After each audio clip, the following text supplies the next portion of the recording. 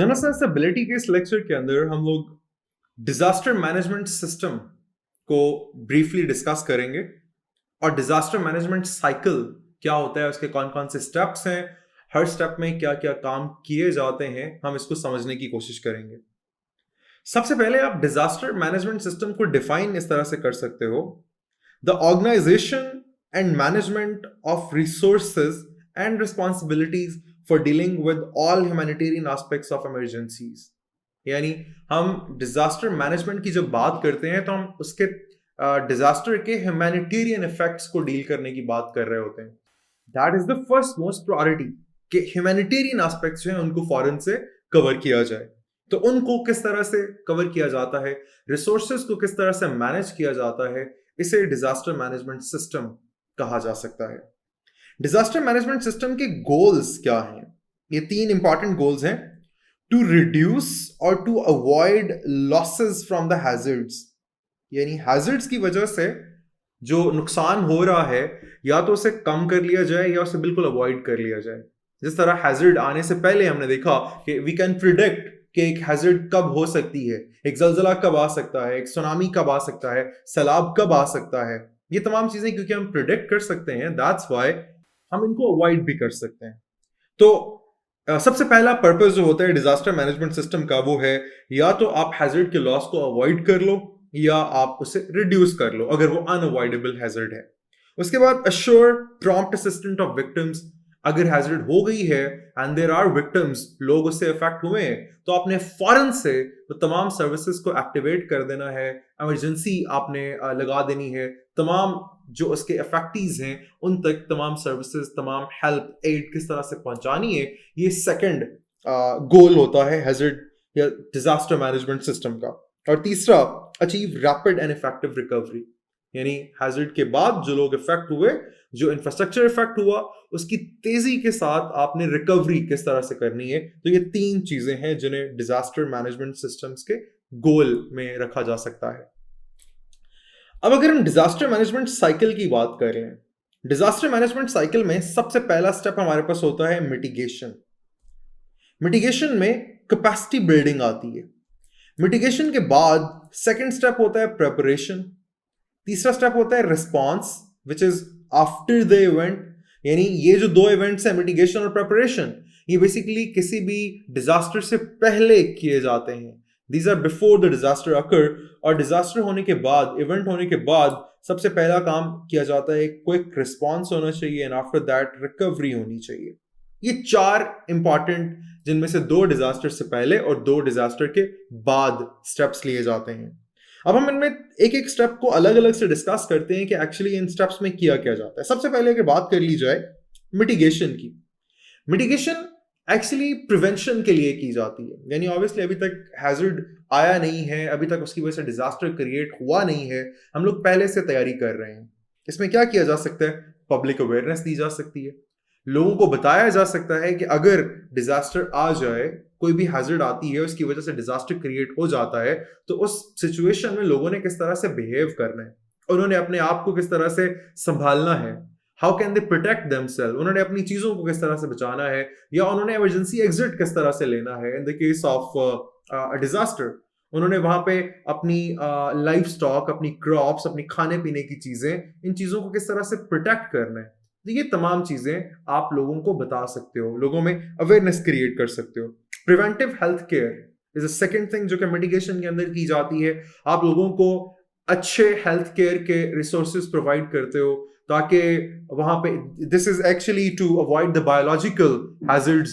Biological hazard से बचने के लिए अगर आपने अच्छे हेल्थ केयर सिस्टम्स रखे हुए हैं, आप लोगों को प्रॉपरली टाइम के ऊपर उनको मेडिसिन प्रोवाइड कर देते हो, उनको वैक्सीनेट करके रखते हो अगेंस्ट दीज डिजीजेस, तो आपको पता है कि फिर प्रिवेंटिव मेजरमेंट्स की वजह से बायोलॉजिकल हैजर्ड्स को रोका जा सकता है। तीसरा हमारे पास building use regulations and safety codes. अच्छा, ये समझने के लिए आप जरा अर्थक्वेक की एग्जांपल ले लो। आप, हमारे पास बहुत सारी बिल्डिंग्स ऐसी होती हैं जो कि अपनी लिमिट पूरी कर चुकी होती हैं, जो अपनी एक्सपायरी डेट से गुजर चुकी होती हैं, लेकिन हम उनको यहाँ पे फिर भी इस्तेमाल करते रहते हैं।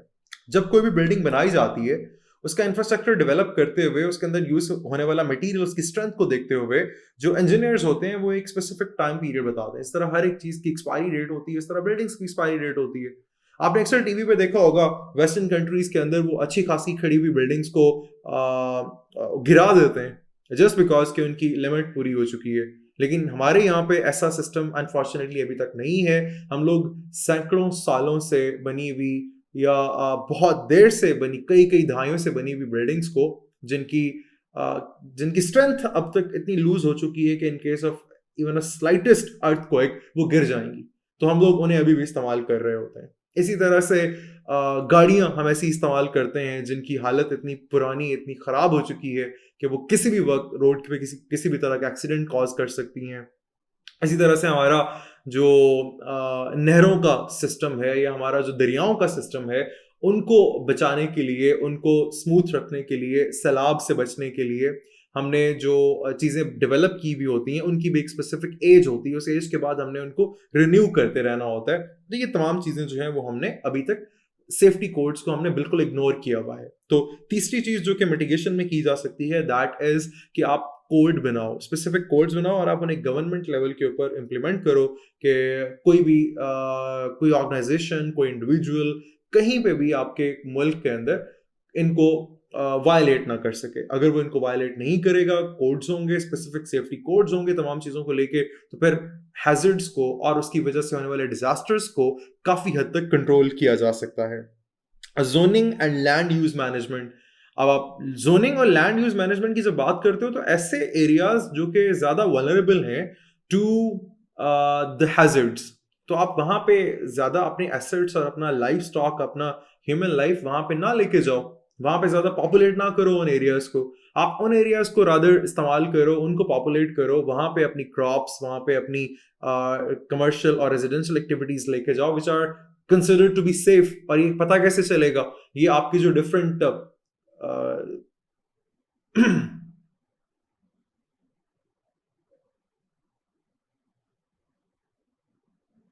इंस्टीट्यूशंस होते हैं जो इस चीज को मॉनिटर कर रहे होते हैं, वो आपको बता सकते हैं।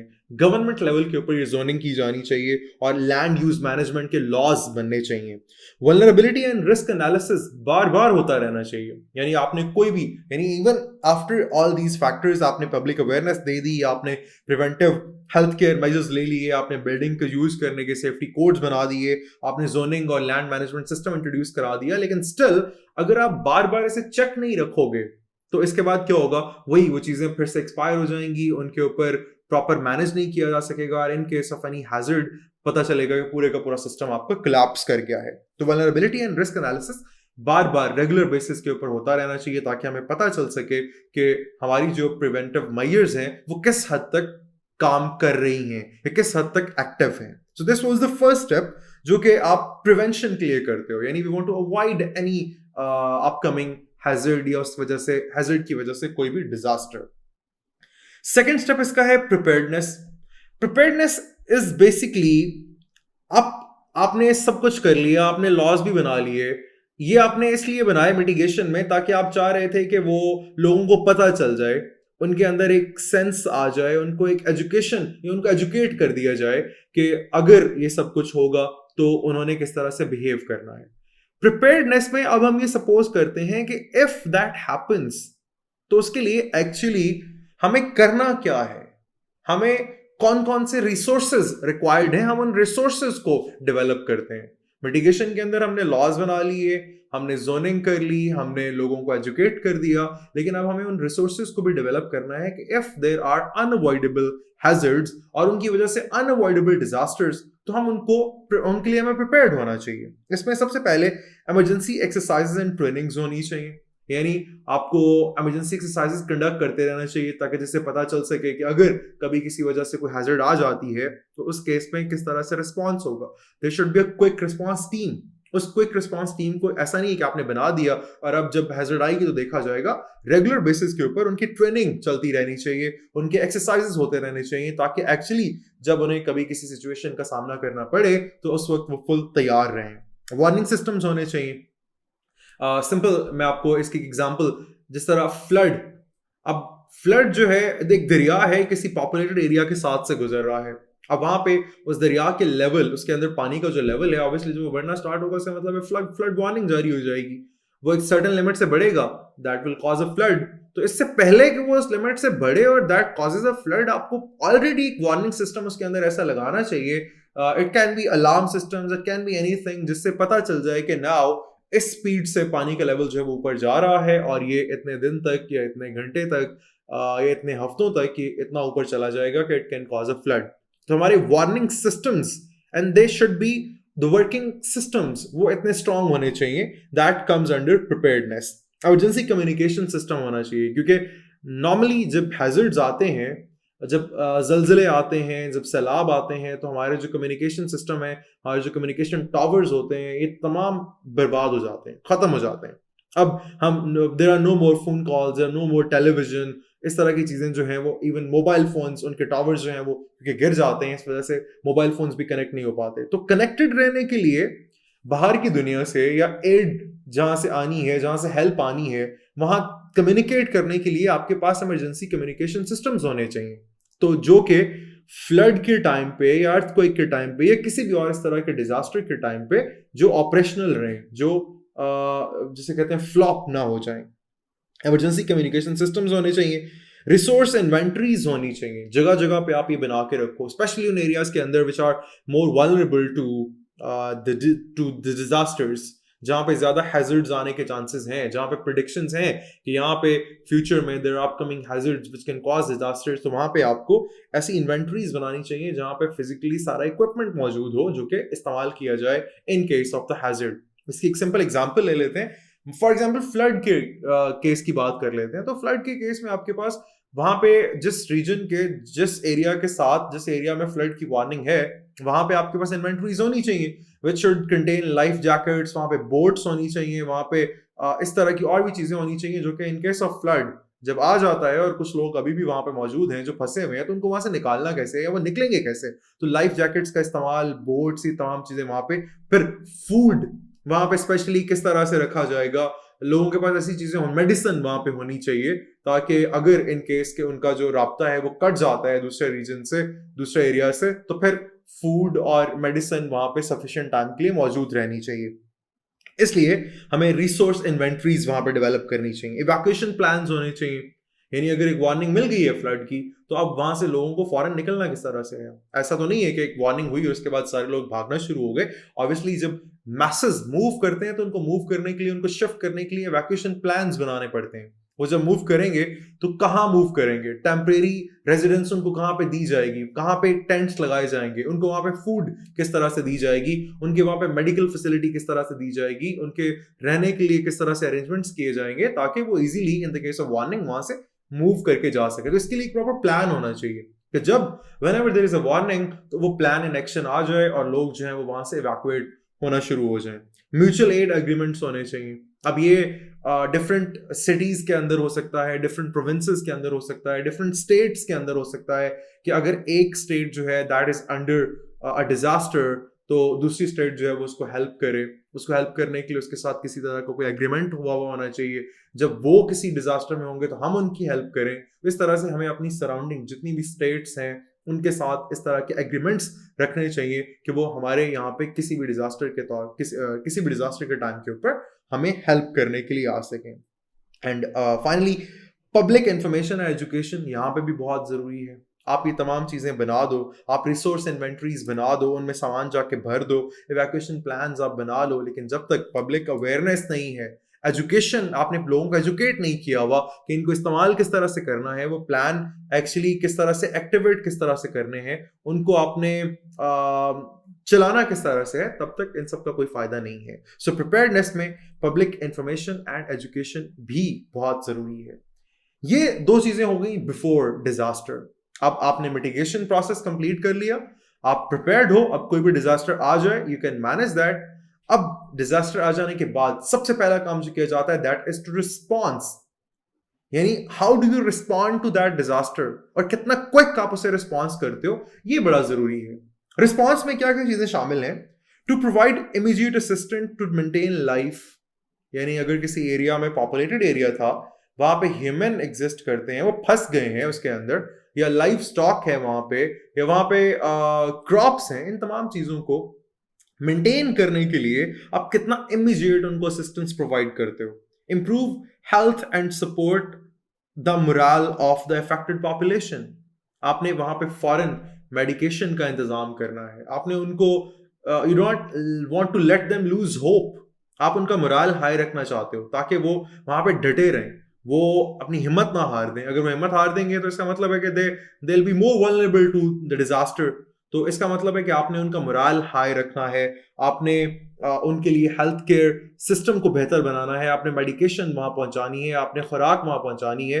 जिस तरह से आपने देखा था कि जब ये जो अर्थक्वेक हुआ था कश्मीर वाला, तो यहाँ पे भी from all over Pakistan, even from all over the world, बहुत सारे लोगों ने बहुत सारा खाना, बहुत सारे कपड़े, बहुत सारी मेडिसिन होमलेस लोगों के लिए वहां पे भिजवाना शुरू कर दी थी. And that was very quick. इस वजह से उसका जो इफेक्ट है उसको कंट्रोल किया जा सका था बाद में. और इस लेवल के अर्थक्वेक के ऊपर नुकसान इससे कहीं ज्यादा हो सकता था, लेकिन इन टाइम रिस्पांस की वजह से वो उसे कंट्रोल कर लिया गया, उसे लिमिटेड कर लिया गया. सच असिस्टेंट में range from providing specific but limited aid, such as aid में क्या क्या चीजें शामिल हैं. Assisting refugees with the transport. आप उनको हेल्प करो, वहां पे उनको निकलने के लिए हेल्प करो, गाड़ियां दो उन्हें, अगर सैलाब है उनको बोट्स दो वहां से निकलने के लिए, लाइफ जैकेट्स दो उनको वहां से स्विम करने के लिए. तो ये तमाम चीजें जो हैं, रिफ्यूजीज को ट्रांसपोर्ट के साथ हेल्प करो. टेम्परेरी शेल्टर बना दो, क्योंकि उन लोगों के घर तो डूब गए, उन लोगों के घर तो टूट गए जल्जलों के केस में, उन लोगों के घर तो तबाह हो गए. अब नाउ दे होमलेस, तो वो कहाँ पे रहेंगे. अब अगर वो इसी तरह होमलेस रहेंगे और वो बाहर फिरते रहेंगे तो इसका मतलब है they are more vulnerable to, यानी वो वहां से तो शायद अपनी जान बचा के निकल आए, लेकिन अब वो किसी ना किसी और बीमारी का शिकार हो जाएंगे. तो उनको बचाने के लिए, उनको उनकी वल्नरेबिलिटी को कम करने के लिए, उनको प्रोटेक्ट करने के लिए आपको टेम्परेरी शेल्टर्स बनाने चाहिए. एंड फूड इसमें शामिल है. आप उनको खुराक दो to establish semi permanent settlement in camps जो आप लगाते हो. कैंप्स में अब वो हो सकता है उनको कई दिन तक, कई हफ्ते तक, कई महीने तक, समटाइम्स सालों तक वहां पे रहना पड़ सकता है, जब तक कि रिकवरी नहीं हो जाती, जब तक कि वो इंफ्रास्ट्रक्चर जो डिस्टर्ब हुआ है, जो डिस्ट्रॉय हुआ है, उसको रीबिल्ड नहीं कर लिया जाता. और इसी रिस्पॉन्स में आता है the initial recovery of the damaged infrastructure. यानी इसमें हम एग्जांपल ये ले सकते हैं, लेट्स से कि देयर इज अ ब्रिज जिसको क्रॉस करके आप उस एरिया से कनेक्ट होते हो, जिस ब्रिज के थ्रू आप एरिया से कनेक्टेड हो, और ब्रिज जो है वो डिजास्टर की वजह से, हैजर्ड की वजह से खराब हो गए.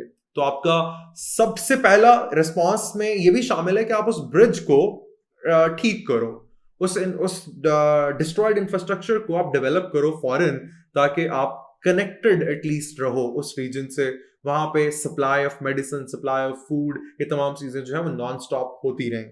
तो इंफ्रास्ट्रक्चर में जो इनिशियल जो डैमेज है उसको भी रिस्पांस के अंदर रखा जाता है. तो ये रिस्पांस एक ऐसा इज अ थर्ड स्टेप जो कि बेसिकली साइकिल का थर्ड स्टेप है, लेकिन डिजास्टर होने के बाद का पहला स्टेप होता है. और इसके बाद फाइनल स्टेप आता है, लास्ट स्टेप इज रिकवरी. अब रिकवरी ये बहुत कम टाइम भी ले सकती है और बहुत ज्यादा टाइम भी ले सकती है. ये डिपेंड करता है स्केल ऑफ डिजास्टर के ऊपर. स्केल ऑफ डिजास्टर अगर कम है तो इसका मतलब है कि आप उसे फॉरेन से अंडर कंट्रोल ले आओगे, उसकी वजह से डैमेज को कंट्रोल कर लोगे, डैमेज कम होगा, उसकी रिकवरी उतनी जल्दी हो जाएगी. लेकिन अगर आप उसे कंट्रोल नहीं कर पाए, उसका स्पेशल एक्सटेंट बहुत बड़ा था, उसकी वजह से डैमेज बहुत ज्यादा हो गया है, इसका मतलब है कि आप recovery can take like months and even years. So as the emergency is brought under control, the affected population is capable of undertaking a growing number of activities aimed to restoring their lives and their infrastructure that supports them. तो सबसे पहला काम तो response में emergency का था, आपने emergency को हैंडल करना था. इमरजेंसी को हैंडल करने के बाद, अब जब इमरजेंसी हैंडल हो गई है, लोगों को बेसिक नीड्स उनकी मिल गई हैं, अब आप देखो कि अब इनका परमानेंट सोल्यूशन किस तरह से करना है. That permanent solution comes under the recovery. There is no distinct point in which immediate relief changes into recovery. अब आप बता नहीं सकते हो कि वो लोग जो कैंप्स में रहने आए हैं वो कब तक उनको कैंप्स में रहना पड़ेगा, कब तक उनके जो घर हैं वो रीबिल्ड हो जाएंगे, कब तक उनके जो कमर्शियल इंफ्रास्ट्रक्चर है वो रीबिल्ड हो जाएगा, और कब वो वापस जा सकेंगे. इसमें कोई फिक्स टाइम नहीं होता. It purely depends upon the scale of the disaster. उसके ऊपर डिपेंड करता है, and your capacity of course, कि कैपेसिटी आपकी क्या है, कितना क्विक आप उसे रिकवर कर सकते हो. There will be many opportunities during the recovery period to enhance the opportunities, prevention and increase the preparedness. अब क्योंकि जब एक्चुअली डिजास्टर आ जाता है, डिजास्टर आने के बाद आपको बहुत सारी ऐसी चीजों का पता चलता है जो कि शायद उससे आने से पहले नहीं पता था. जिस तरह जलजला आने के बाद हमें पता चला कि अच्छा यहाँ पे लोगों के घर टूट जाते हैं, यहाँ पे खाने के लिए भी चीजें नहीं मिलती, यहाँ पे लाइफ स्टॉक बहुत सारा जो है वो खत्म हो जाता है, एक तरह से डिस्ट्रॉय हो जाता है, क्रॉप सारी तबाह हो सकती हैं, लोगों के घर नहीं रहे. तो बहुत सारी ऐसी चीजें जो शायद हमने मिटिगेशन में या प्रिपेयर्डनेस में हमने उनको निग्लेक्ट कर दिया हो या हमें उनकी सेवरिटी का अंदाजा ना हो. लेकिन जब actually we are experiencing that disaster, जब हम उसमें से गुजर रहे होते हैं, तो बहुत सारी अपॉर्चुनिटीज हमें मिलती हैं जिनसे फायदा उठाते हुए हम लोग अपनी मिटिगेशन और अपनी प्रिपेयर्डनेस को मजीद बेहतर बना सकते हैं. And this is an ongoing process. यानी रिकवरी जो है वो 100% रिकवर होने में तो बहुत बहुत लंबा टाइम भी लग सकता है. Sometimes it can take years complete recovery के अंदर. तो रिकवरी बेसिकली एक ऑनगोइंग प्रोसेस होता है, एक शॉर्ट पीरियड का प्रोसेस नहीं है. ये दिनों या हफ्तों में होने वाली चीज नहीं होती. इसमें आपको बहुत ज्यादा टाइम भी लग सकता है और इसमें आपको बहुत कुछ सीखने को भी मिल रहा होता है साथ साथ. तो ये आपके पास डिजास्टर मैनेजमेंट सिस्टम है. अगर हम इसे समराइज करें, disaster management system is basically the proper use and management of the resources available जो आपके पास उस वक्त हैं, उनको लोगों की ह्यूमैनिटेरियन इफेक्ट को देखते हुए आपने फॉरन उसके डिजास्टर के जो ह्यूमैनिटेरियन एस्पेक्ट्स हैं उनको फॉरन से आपने टैकल करना है. इसे आप डिजास्टर मैनेजमेंट सिस्टम कहते हो. डिजास्टर मैनेजमेंट सिस्टम के 4 स्टेप्स हमने देख लिए. 2 steps before the occurrence of disaster, जिनमें मिटिगेशन है, प्रिपेयर्डनेस है. ये दोनों चीजें आप डिजास्टर से पहले करते हो. और उसके बाद 2 आपके पास हैं जिनमें रिस्पॉन्स है. ऑब्वियसली डिजास्टर होने के बाद आप रिस्पॉन्ड करोगे. और फाइनली रिकवरी, डिजास्टर से जो भी जितना भी नुकसान होगा उसकी रिकवरी के लिए आप क्या क्या चीजें कर रहे होते हो. This is the last and final step. So ये आपके पास कंप्लीट लेक्चर हो गया upon disaster management system. This is very important topic. Past papers में ये पूछा जा चुका है आपसे कि डिजास्टर मैनेजमेंट सिस्टम को एक्सप्लेन कीजिए. 5 नंबर का क्वेश्चन था. दैट्स व्हाई इसे अच्छे तरीके से समझना और इसे अपने लफ्जों में फिर लिखना ये बहुत जरूरी होता है. अगर आप इसे इसी तरह से स्ट्रक्चराइज्ड फॉर्म के अंदर लिखोगे, इसके हेडिंग्स बता दोगे, डेफिनेशन बताओगे क्या होती है, साइकिल बता दोगे, साइकिल ड्रॉ कर लोगे, that will obviously create a good impression. अगर आप साइकिल ड्रॉ कर लेते हो और उसके बाद इसके तमाम स्टेप्स को आप स्टेप बाय स्टेप अगर एक्सप्लेन करते जाते हो तो ये आपको सफिशिएंट लेंथ ऑफ मटेरियल दे देगा जो कि 5 नंबर के लिए आपके लिए काफी रहेगा.